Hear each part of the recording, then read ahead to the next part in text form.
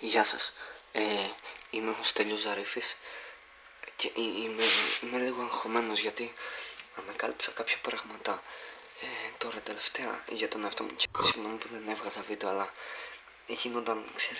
γίνονταν πάρα πολλά, ήταν πολύ περίεργο το τελευταίο διάστημα και ανακάλυψα κάποια πράγματα για τον εαυτό μου τα οποία δεν ήξερα από μικρός, γιατί μίλησα με τους γονείς μου και είδα κάποια αρχεία, κάποια έγγραφα.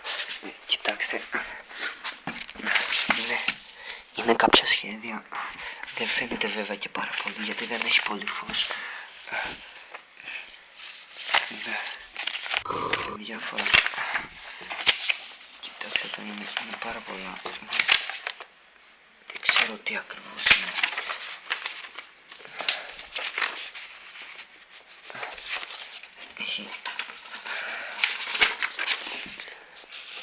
Έχει διάφορα πράγματα. Είναι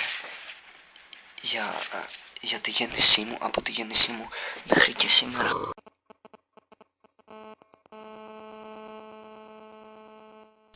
Δεν τα έχω μελετήσει ακριβώς, δεν τα έχω μελετήσει ακόμα δηλαδή, αλλά ξέρω ότι κάτι υπάρχει κάτι σε αυτά τα αρχεία που είναι πολύ περίεργο και άμα τα διαβάσω θα μπορέσω να καταλάβω κάποια πράγματα, γιατί τώρα τον τελευταίο καιρό συμβαίνουν πολλά περίεργα και δεν ξέρω τι να πρωτοπιστέψω, είμαι πολύ μπερδεμένος, αλλά πιστεύω ότι θα μπορώ να μελετήσω για λίγο ακόμα αυτά τα αρχεία και